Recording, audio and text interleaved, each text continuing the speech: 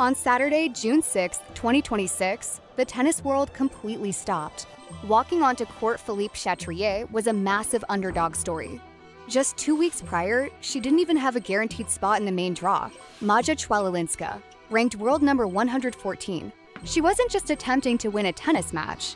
She was attempting to become the first qualifier in history to ever capture the prestigious Roland Garros title.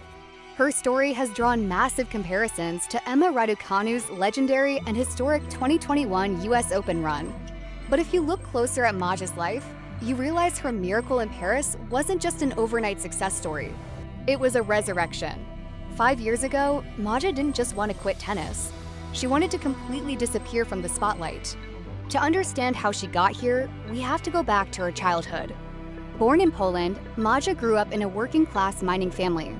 Her father worked deep in the coal mines. Her mother was a receptionist. Tennis is an incredibly expensive sport for any family to fund, and her parents sacrificed absolutely everything to fund her dream after she was spotted in a school recruitment program at age 7. And early on, it looked like the massive gamble would pay off. Maja was a phenomenal junior talent, a crafty left-handed player who won European junior doubles titles alongside her best friend, a girl named Iga Świątek. They were an unstoppable pair. Together, they reached the junior girls doubles final in Melbourne. But as Świątek's career skyrocketed into Grand Slam glory, Maja's path turned into a devastating, isolated nightmare. Tennis is uniquely brutal. It is completely individual. No teammates to hide behind on the court. No substitution bench. By 2019, the immense weight of expectation began to crush her. Maja later admitted that people expect young athletes to behave like adults, but they are really just kids. In 2021, after a devastating loss in Wimbledon qualifying, Maja reached her absolute crushing breaking point. At just 19 years old, she walked away from professional tennis entirely. She went public with her diagnosis of severe, crushing depression. She confessed that her mind had become completely toxic, and she couldn't separate her human worth from a scoreboard. When she finally gathered the courage to try and return, her body betrayed her. Severe injuries tore through her season.